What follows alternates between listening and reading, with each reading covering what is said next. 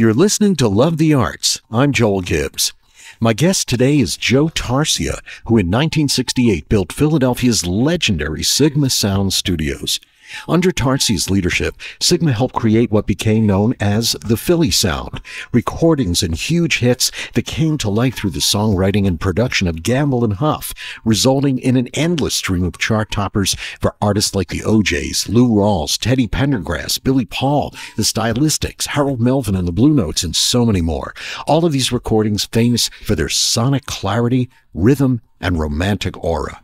Tarsia's skills as a recording studio engineer and contributor to the history of R&B and modern music cannot be overstated. Well, I have to say that it's a little intimidating setting up mics and sound gear and recording stuff in front of you. Well, you did a good job. I was very impressed. Very professional. You're doing good. I'm hired? Yeah. You got the gig. I got the gig. Well, hopefully this is recording, and that's all that really matters. Where did you grow up? Where did you spend most of your youth? Well, I'm a South Philadelphia kid. I went to Bach Vocational Technical High School, and I majored in radio repair. I mean, that was the state of electronics in those days. The table radio was about the limit. The TV had just broken in, and if you were lucky, you had a 7-inch screen. 7 inches. 7 inches.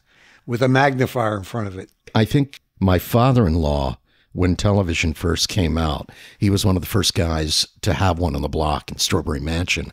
And as I understand it, he would take the television and point it out the window to the street. And then all the people on the street would sit on the sidewalk in folding chairs and watch the Friday night fights, maybe on his 7-inch screen with a magnifier. Yeah, well, the first person to have a TV on the block had became a theater for the neighborhood. Yeah, it was really a big deal. We were there till Test Pattern came on. And we watched Test Pattern and Snow. Oh, was that the profile of the Indian head? Yes. At 11 o'clock, the TV went off. Right. They played the Star Spangled Banner, and then it went to black. In 1969, I was in England. It was the year that I had opened my business, and thank God we were doing so well that John Madeira, one of my customers, took me to Europe. And I was my wife and I were in our hotel room, and the station went off the air, and then it was snow, and then it came back on and said, "Please turn off your television. We're done broadcasting for the day." You've seen a lot in your life technologically. So you're working for Philco. You're moonlighting, fixing televisions, right? And then all of a sudden, how did that transition to the recording world and Cameo Parkway? I mean, what was that about? You know what's one? I'm going to talk about economics for a minute. I went to a technical high school, and I was 21 years old. I had a house, had a car, had a kid. And I like to see any kid coming out of high school today that can do that. The economics just doesn't support it. So I was lucky. And I was always trying to make a buck at night. I'm fixing TVs. And the guy says to me, "Hey, can you fix a tape recorder?" I said, "Sure." I thought it was going to be a tape recorder in a guy's house. It turned out to be a little recording studio. Okay. And I got hooked. And I fixed the tape recorder, and I never left. What was it about fixing a tape recorder that hooked you? Well, it was in a recording studio, showbiz. Oh, so you caught the bug. Yeah, and I worked in the research department. We were working on early stereo systems for the home and so forth. So I was sort of into audio. I was a hi-fi nut. I had a mono hi-fi system in my house. Anyway, so when I got to this recording studio, I think I knew more than they did. One of the people, the principal in this studio, happened to be a relative of Tony Mammarella. Now, Tony Mammarella was the producer of the Dick Clark Show. Hey, we make a record, take it to Tony Mammarella. He takes it to Dick Clark. All of this is happening around the time the Bandstand was hot in 1960, late 50s, whatever. Take it to Dick Clark. were millionaires, so that's why they opened the studio. Of course, none of that worked, but I cut my teeth there, learned how to record. Was this at Cameo Parkway? No, this this was is 17th and Jackson in South Philadelphia. okay. It was a place called the Frat, which was essentially a small dance hall on top of a jewelry store in the neighborhood. Was there anything of significance that was cut in this studio that we would know about? Chancellor Records, which was Fabian and Frankie Avalon, would rehearse there. So it had a little cachet about it. So that's where I learned and networked with people in the business. That led to, now I'm fixing Cameo's equipment. Well, tell us about Cameo Parkway, that label and your Well, Cameo Parkway, because they are a seminal label, very important in the history of recording. Dick Clark created a recording community in the city, and it was very easy for young producers and wannabe record people to have access to Dick Clark. What's that mean? It means that when Dick Clark was national, it meant if you got him to play your record, it was like having 1,000 promotion men. Your record was heard all over the country. It's like appearing on Carson's show. You were in. That connection, that friendship made Cameo Parkway probably the largest independent record company in the world. Chubby Checker, Bobby Rydell, Dee Dee Sharp, Dovell's, I mean, the Orlons. And there were other companies like Chancellor Records with Fabian and Avalon. Now, what were you doing at Cameo Parkway at this point? Well, I went, my dear mentor, a guy named Dave Apple. He had a group called Dave Apple and the Applejacks. He wrote a lot of famous tunes too, didn't he? Yes, he and Cal Mann, who were in the Philadelphia Walk of Fame, were writers for Bernie Lowe, owned Cameo Parkway Records. Cal Mann was a songwriter, a lyricist. I didn't know anything about music, right, but he was a lyricist. Dave Apple was a seasoned musician. Dave Apple, to just digress for a second, was the house band for Muriel Cigars. Muriel Cigars? No.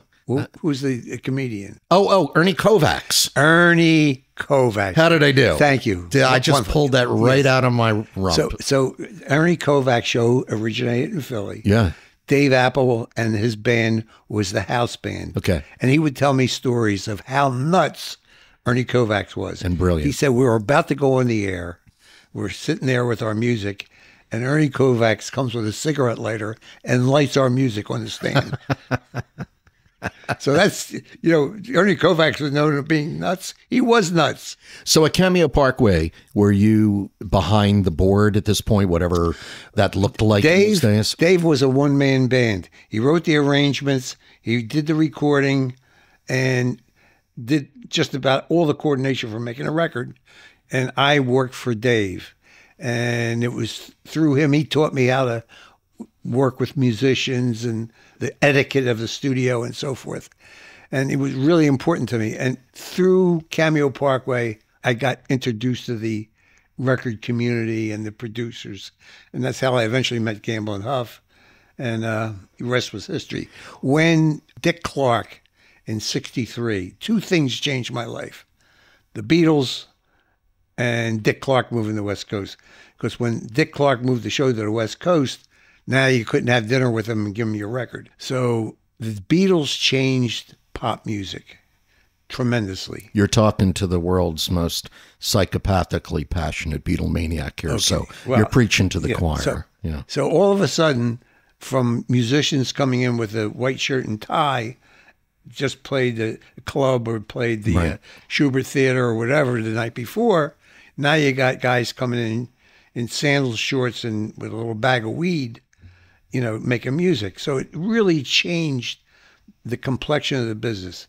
And the star that was Cameo Parkway recognized the New York and the music capitals no longer calling the shots. And I saw the handwriting on the wall. And fortunately, that pop music in Philadelphia was replaced by WDS and soul music. All the R&B stuff. And my relationship with Kenny Gamble and Leon Huff and Tom Bell panned out, and we worked together, and it was phenomenal. But I was actually considering, I said, what am I going to do with the rest of my life here? Now, I see the Cameo Parkway, the studio musician thing fading away, and that's how I make my living. Do I have to move to Nashville or New York or something and uproot my family? And so it was. So you come up with the idea of building your own recording studio, which turns out to be Sigma Sound Studios. Yes. Was that scary for you to do? Well, yeah. People misquote me, but literally, I had to put everything I had online. I had a house and a couple dollars in the bank that savings, and I had to build a recording studio, and I was very lucky to find, after many banks, finding a bank that would write the note. And so you're obviously technically oriented. You've gone through your TV and air not conditioning, a musician, fixing phase. You're not a musician. You have a mentor. You're working at Cameo Parkway. You're learning about working with musicians, about the musical recording. There's something innate in you, but to do inevitably what you did, to build what you did, to be involved in all the hits, which we'll talk about. Did you think you already had, or did you develop what they call in the business ears? Like a producer has to have the ears, so there must have been something inside of you anyway. I listen. At one point, I had a staff of just about 50 people between Philadelphia and New York, and I came to the conclusion one thing, and that is, I had guys that knew every knob, every technical thing in the studio, but didn't have that aesthetic quality. And there were others that didn't know how the equipment worked, but knew how to get a sound. So I think it's just like a singer having a voice. I think having that aptitude, that sense. Yeah, but somehow you had a combination of that you were not trained for. What kind of music were you growing up on? What were you listening to? What was floating your boat? I was a big band jazz person, mono, in those days. But I think to most musicians, the studio is a necessary evil. And for me, I was always looking for the better mousetrap. I was always interested in what makes a good sound, the ambience of a room. But you have to understand, be able to recognize what a good sound is to define how to get a good sound. Yeah. How to, you think you were just born with that? You can't explain it? No. Well, you listen a lot. Okay. And, I used to tell, when a producer would come to me and not sure what he wanted, I said, bring me a record you like. Oh. And because, we all grow from what somebody else did. Right. So I listened a lot. And there were records I liked, and there was records I didn't if someone said, I'm looking for the EQ or the whatever on the bass to be such and such, you just say, give me an example. Yeah. And you throw a record down, listen to it. What is a good sounding record to you? And if they're going to be, heavy on the bass, a tight sound, a big orchestration with a lot of room sound. And speaking of the bass, I want to get into a little bit later in our conversation, the bass line story about one of Gamble and Huff's big hits. You've told me that before, that accidental. Oh, well, hell, why don't we get into it now, and then we'll jump backwards again. Years ago, you told me the story about being at the board, somebody picking up the bass, and all of a sudden going, boom, boom, boom, boom, boo-doo-doo-doo, doo-doo-doo-doo. Well, I don't think it was exactly that way. We're talking about For the Love of Money. Yes. The OJs. And that was a guy named Anthony Jackson, who was really not part of the studio family at the time. He was a gifted bass player that came in to work with Gamble and Huff, and this was like an accident kind of thing. Yeah.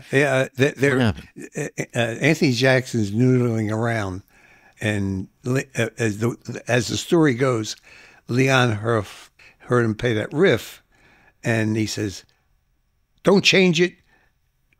I won't use the explicit, use the exact words. Okay. But he said, "Don't change the effing thing. Uh-huh. Don't give me any of that New York shit.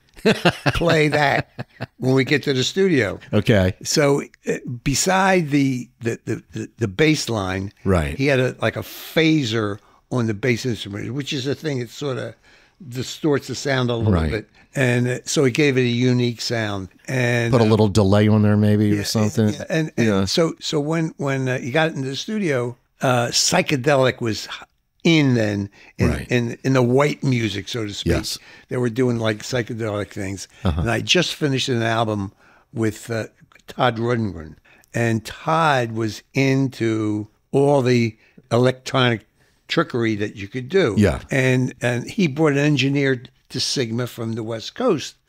And I said, I gotta see what these guys are doing. So I took the role of assistant on those sessions, so I could see what they were doing. And they did a album with the Nas. Sure. And Open My Eyes and Hello, It's Me. it was filled with little tricks. So I hear this bass, and and this is right after Todd leaves. Yeah. I hear this bass line, and I said, this is it. So I just got a new toy, which was called the phaser, which sort of gives you that squishy sound. Yeah. So while the guys are in the studio, I put the phaser on the drums, and just in case Gamble and Huff don't like it, I put them on separate tracks. And when Kenny came into the studio, he said, "I like it." So one thing led to another, and it ends up made the sound of that record really unique and not like anything else Gamble and Huff ever did. It has that little touch of that white band psychedelic flavor that was going on at the time. And you were there, and a bass line riff that is immortal will be there forever. The museum, the Musicians Hall of Fame and Museum in Nashville, is honoring the Philly musicians of that period, and the curator of the museum said to me, "You got to get that guy that played." He said that's the most famous bass line in the world. Is he still with us? Yes. Is Anthony Jackson still with us? Okay. Yes, I met him recently after all those years, and we talked about. He told me the story about Huff saying, "Don't change an effing thing." So let's go back to the beginning. You mentioned Gamble and Huff. So what is your first meeting like with them? How does that go? Them, I met them separately. I knew Gamble and Huff before they knew each other. So Huff would come in. He was working with different producers and making his own music. And Kenny was working at Virtue Studio in North Philly, a good studio. And there was a producer, Jerry Ross, who had his own series of hits. And Kenny was working with Jerry as a songwriter. And Huff was working with Madera and White, who were also producers at the time. Madera and White had You Don't Know Me with Leslie Gore and Danny and the Juniors at the Hop. So both were working their little camps. Yeah. And they meet in the elevator, the Schubert building. Gamble and Huff meet in the elevator, yeah. And found out that they had some chemistry together. Right, and they started to work together, and the rest is history. Can you remember what the first big song was that you worked with, that you engineered, that was one of their easy? It wasn't. I don't know how big it was. It was a record. There was a dance that was popular in Detroit called the 81, and Jerry Ross, Kenny Gamble, and Leon Huff wrote a song called the 81, and we recorded it. And as I understand it, I mean, people still talk about it. I'm not sure how high it went in the charts. Probably the biggest record was the Intruders' Cowboys to Girls. I remember when I used to play shoot 'em up. And that was followed by Well, I'm Expressway to Your Expressway. Heart. Expressway. Soul Survivor. Yeah, Kenny has told me that And story. Tommy Bell goes on and does not You Were Everything. So this is like 67 to 68, I mean, with the Delphonics. All that music was done at Cameo. So there was something going on. Cameo Parkway was sold to Alan Klein in New York. He wanted me to stay there. I told him I was thinking about going open my own place and don't leave. He says, we're going to bring the Rolling Stones to Philadelphia. Blah, blah, blah, blah. What was the feeling like having engineered wherever you did it, Sigma, Cameo, whatever, and having a really big hit record on the air? The only way to listen to it is to dial up, Philly radio, and there it is. What was that? Do you remember what that was like? I'll tell you. I never liked to listen to anything I did. I always thought it could be better. And it wasn't until it was a hit on the charts that I could tolerate listening to it. I mean, to me, listening so being a hit, that's what validated it for you. Yeah, because to me, it's like listening to your music is like standing naked. Okay. I mean, I never was comfortable or confident. Why? To this day, it's only today when people say, "Oh, that was a great sound." What a And that's when you said, "Well, then I must have known what I was doing." I only hear what I did wrong, and there's no record I would call perfect. But you see all these scenes in movies and television shows where people hear their songs for the first time on the radio and they get giddy and crazy. Did you have a moment like that when you heard Cowboys to Girls or Expressway or something like that? You know what's great about that music? I'm in Walmart today, and or Kmart, whatever, and in the background I hear something I did, and it's 50 years they're still playing that music, and not me, but the great writer producers we had in Philly that made that, that created that music, and so it's. So really unlike most of us, get my hair cut and the music, the music is background elevator music is playing and it's there. It's our Philadelphia music. And it lasts forever. That's a beautiful thing. You've worked with an awful lot of artists. Clearly, Sigma was well known for the sound of Philly, a lot of R&B. Aside from a particular Mr. Bowie, who I want to talk about in a few moments, can you remember other artists, good, bad, indifferent experiences? Well, Sigma built his reputation on black music. Right. But WMMR came along. Sure. And Dennis Weiland, who was the program director at the time, had this idea of going to record companies and saying, I'll give you a hour concert on the radio of your acts, and you bring them for nothing. And they had to happen somewhere. Yeah. And so this live radio concert was created, and they used Sigma, Bonnie Raitt, Billy Joel, and a myriad of Todd Rundgren and Flying Burrito Brothers, and a host of artists came to Sigma to do live broadcasts. And they're very challenging because there's, half an hour of rehearsal and it's live. Mm-hmm. No, okay, let's take two. None of that. None of that. None of that. So it was really a challenge technically. Some of these artists were sort of established when they did these concerts, but some weren't. Now, you've developed your ears. You've already had a gazillion hits by the time MMR is doing these live concerts at Sigma. Can you remember hearing an artist after concentrating on all the tech stuff and getting the levels right and whatever, and then all of a sudden, bang, the show goes. You ever have a moment where you went, wait a minute, this is some very, very good stuff with a particular artist? Billy Joel, bless his heart, still attributes his next step in his career to the concert that he did for MMR in Philadelphia. Is that the one that has Captain Jack on it? Yes. That endless live recording of Captain Jack. And WMMR banged that record constantly. Right. And caught on and spread nationwide. And to this day, Billy Joel attributes MMR and that live concert to propelling his career and his deal with CBS.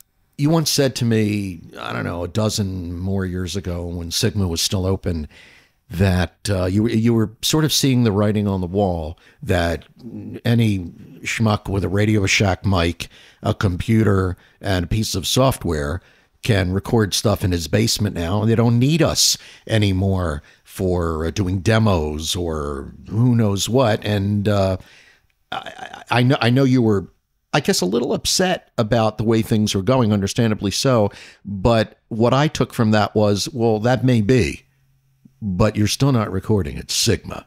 In the days of acoustic recording, where you're a bunch of musicians in a room, there was a personality. The room had a personality. Today, you can manipulate almost any sound. In the day when we were doing records, each studio had a personality. Whether it was the Motown sound, which was basically in a garage with bricks in the block walls, or the Memphis sound, or Sigma, the room contributed to the recording. So it gave the recording, each room had a personality. And that's lost today because you can buy software that'll emulate everything. There was a studio in New York owned by CBS. It was in a church. It was called 30th Street.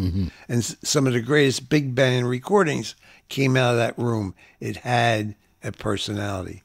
So that is lost today because we can make everything perfect. We can make everything. Your suggestion that sometimes a little dash of imperfection actually helps the recording. Absolutely. You call it personality. You know. And there was a time I could tell you during the 70s what studio a record came out of. I mean, Bell Sound had a personality. A&R had a personality. Region had a personality. And certainly, if you listen to the Memphis records, Stax, Volt, and Motown. As soon as a couple of beats and you knew. Well, today with computers and perfection, we have a homogenized, unidentifiable. As a guy with ears, as a legendary engineer, can you listen to music today and does it not sound right to you? Does it sound artificial? Yeah, well, it is artificial, and guess what? It works for the people who listen to it don't know about my EQ and compression and all that stuff. They're very happy, and it works for them. So they come from a different place. I'm not knocking it. I'm just saying that when you listen to a Burt Bach record, anyone that had a heart, those records had a quality about them. They had a sound, an ambience that you don't get in records today. Now, that may be good. It may be bad. For me personally, it's bad, but I'm only one person. So the digital revolution is great for convenience, but analog and the old way of doing things has a whole different sound. It's pristine. It's perfect. As imperfect as it is. It's perfect. Yes, and because most pop drum engineers were always looking for great drum sound. Yeah, and you'd go through all these machinations. Well, today you push a button, you get any drum sound you want. So I mean, I got a call one time when I was working at Cameo in their little tiny room, and they wanted to know how we got our drum sound. It's the only sound we could have gotten. Do you not resent, but does it bother you because you think there's some laziness involved, that you take pride in the work ethic to be able to say, I stuffed the kick drum a certain way, I put the mic in a certain place, I baffled the room this way or that way. But then there's a box that came along, and you say, do you like this one? Do you like that one? In other words, the convenience of I can push a button and get well, that's a great drum sound. But it's different. It doesn't have the character. It doesn't have the flaws. the perfect face and the real human face. I'm looking at you. Some face. So you've had years of hits. Sigma Sound is well established. And I want to say it's somewhere in the 73, 74-ish area or so. David Bowie recognizes that the sound of Philly and everything that's happening at Sigma and Gamble and Huff sound and production and whatever, he wants to appropriate this a little bit in his music. And he's going to do an album called Young Americans. And he chooses Sigma, yes. Well, it's a strange story because, first of all, we were so into what we were doing, David Bowie, sort of. And Bowie was a big artist by then. Yes. By that time. Yes. But in another genre. In another universe, yeah. And he, it was very strange because he came to Philly, and obviously he came to capture the Philly magic. And he brings his own musicians. It wasn't until years later that I found out that one of the key players in the Philly rhythm section said, "Why should we give that white boy our sound?" And they didn't play for him. So basically, he came and just used Sigma. There was a couple guys that played, with the conga player Larry Washington. So in his mind, bringing his musicians, he came to Sigma to capture some vibe, inhale the ghosts of everything that had happened in the past 6 or 7 years, and yet he does not take advantage of the TSOP musicians. Well, no, he was denied. Oh, that's what you're saying. Yeah. Okay, they didn't like it. They said, this is our sound. I think they were wrong, but... Well, him being there caused quite a commotion and really put the national spotlight at Sigma while he was there. You know what? I had a studio in New York. At least twice, Bowie came to Sigma, New York. It was no big thing. It was common for Billy Joel or whoever to go into a studio in New York. Sure. That's SOP. Mm-hmm. Somebody like Bowie coming to Philadelphia. That was huge. Yes. But he was truly a nice gentleman. This always impressed me. There was a group of kids that would be outside. The session was scheduled for 7. He'd show up at 11, and he wouldn't leave. 11 p.m. Yes, and he wouldn't leave until the sun was out. Now, at 7 o'clock, the kids, this group of fans was on the sidewalk, and they were there at 7 in the morning when he left. Wow. And just for a glimpse. And he would just wave to them. When he finished the album, he asked us to send out for food, invited the kids in, sat them in the studio, played the entire album for them, and fed them. And that was his thanks for their loyalty, which I thought was a very nice gesture. So let's turn the tables. What artist, if any, did you not have a pleasant experience with in Sigma? You don't necessarily have to use a name, but is there an anecdote? Oh, well, tough times were part of the story. No, I can't think of anybody that, I mean, there's always creative issues, and I can't, off the top of my head, I couldn't say I had there were people I liked and didn't like, I mean, there were great people to talk to, and there were great artists. When I heard Lou Rawls' voice on mic, and I heard that deep, there's some people you have to fight to try. You try different mics and try this and try that. And then there were people that, as soon as they open their mouth, you have something. Right. It's meaty. When I recorded Michael Jackson, the only way I could call it, I said, it was like trying to record a fog. It was like a dusty image. Lou Rawls was like a big fat barrel of voice.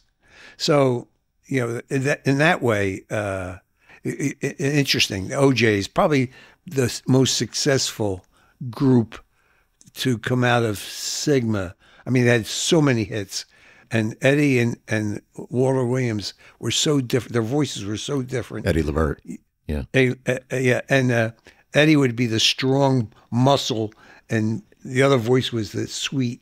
So and you're there for Backstabbers and For the Love of Money. Oh yeah. And Soul Train and all those amazing hits. They were fun to work with. They're as expert as you became behind the board, because not to embarrass you, but you are well known in the recording industry as one of the legendary engineers and legendary studios. Were there times where, like, for instance, when Bowie would bring in his own musician or people bring in their own people for whatever reason, and you were maybe knocked away from the faders, did that bother you at all to say, look, I'm Joe Tarsia, I know what I'm doing? I had a real problem in that I had two clients that I was faithful to. And when I say faithful, I was faithful to everybody, tried to be.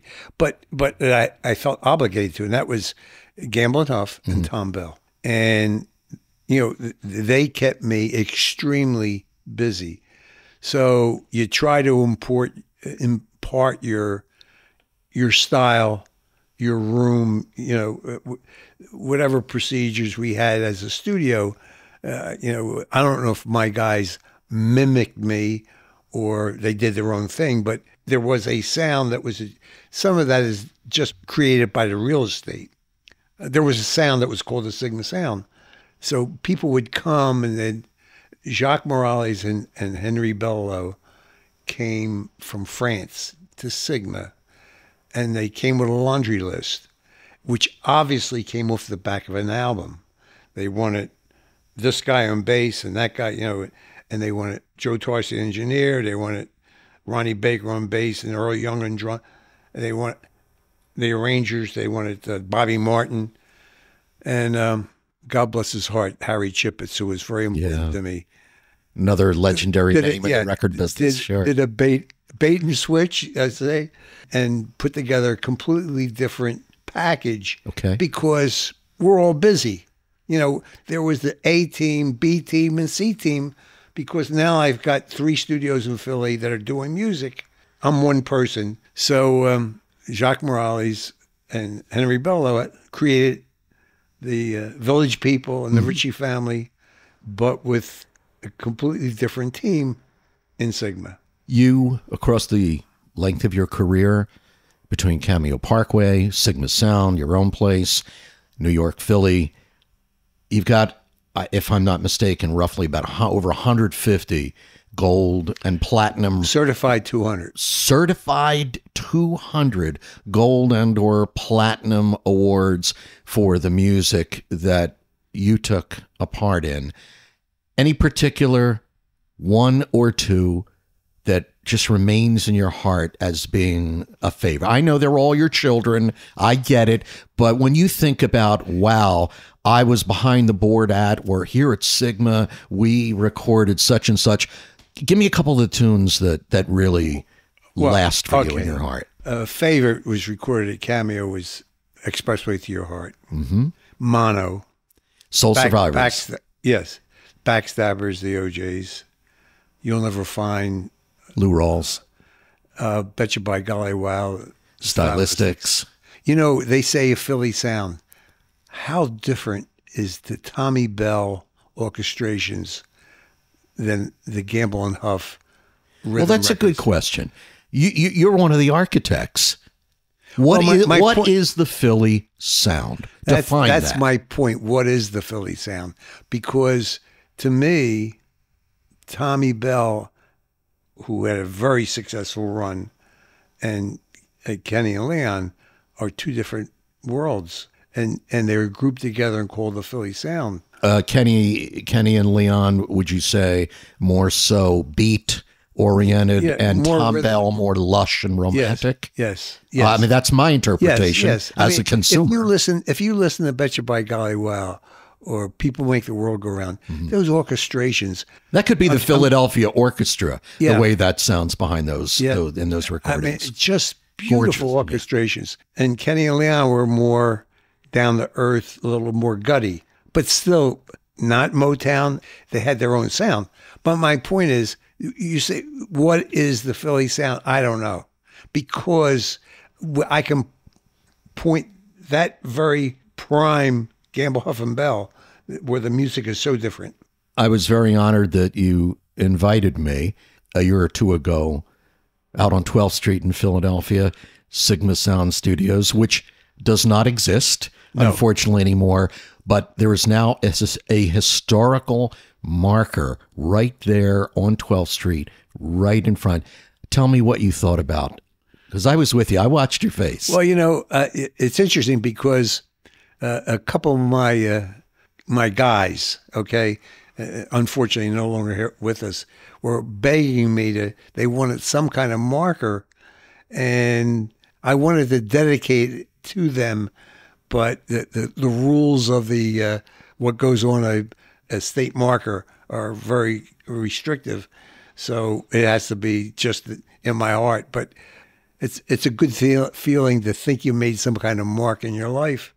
How much of by chance or how much it was calculated, but I feel I've been very lucky. Do you think your whole life, your whole involvement in this, the fame you achieved, do you think it's really ultimately just a matter of fate, timing, luck, an unwritten story, really?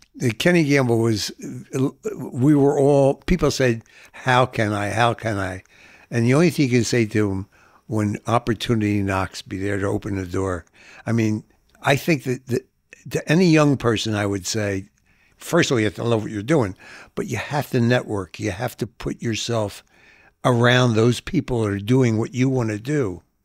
And when somebody has to go to the John, you're ready to sit in and take control. So I say to any young person, you have to network. You have to be around the people that do what you want to do. And that's what I did. It was Kenny Gamble's advice to people that came to him as well.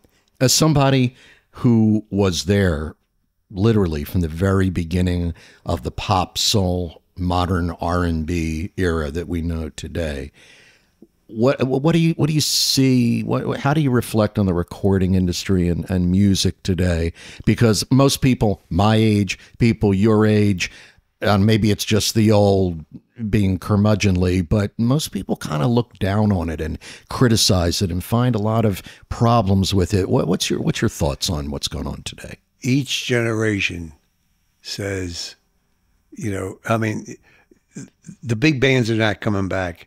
It's an evolution, and the music that's dearest to you is the music you grew up with in high school. And I think each generation has their music.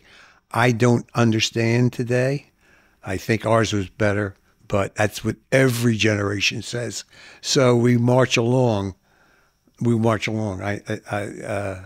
I accept it because I know I would be a victim of my own prejudice against my music. And my mother and father had a different Al Jolson and Rudy Valley, and so I think that's a fair and proper answer. I don't particularly care for what's going on, but I would have the same answer. Right. You have to respect what people love. If they love it, music moves you for whatever the reason is, and your music is your music. When you're walking around in Kmart or that was a bad example. No. It's a good example because, or you're in an elevator, right, or you're driving along in the car, or you're watching TV and there's a concert or what have you, and there's your music. I mean, you're very big, essential, undeniable part of that. Do you, because it was so subjective for you, and as you said, you couldn't listen to your songs or whatever, can you understand and appreciate what your part in all of this, what you gave to the world that for all we know is going to last in perpetuity? Can you understand how valued what you did actually is to everybody? No, but I just like that. No, it gives you. I get a nice. It got a nice warm feeling when I hear it. It's like I want to go up to and tap the sales girl and say, "I made that record." I don't do it, but it's sort of it's sort of nice. I mean, it's 50 years, and that the durability. I mean, listen, it was a team. You know, I mean, if there wasn't Gamble and Huff writing and Tom Bell writing and Vince Montana and Baker Harrison Young, I mean, they all put their little piece in, and I say to people to this day, you know, the Philadelphia sound of Philadelphia, whatever. Gamble, Huff, and Bell lit the fire, and I think Sigma fanned the flames. I mean, the record industry is funny. When Nirvana had a hit in Seattle, Washington, every record company ran to Seattle, and if you're carrying a guitar, they signed you to the contract. So that everybody follows. The record business is a bunch of followers. When Gamble and Huff had success, we had, like I said, people came from France, people came from England. Bowie and Jacques Morales and so forth came to capture that sound. So success begets success, and fortunately, we were able to make them happy. I can very clearly picture myself in the gym at Northeast High School in the late 60s, and still to this day, endlessly loving Cowboys to Girls by the Intruders and everything you put your hands on. So let me tell you, the world appreciates what you did, what you were a part of, and it means a lot, and it should only last forever and ever.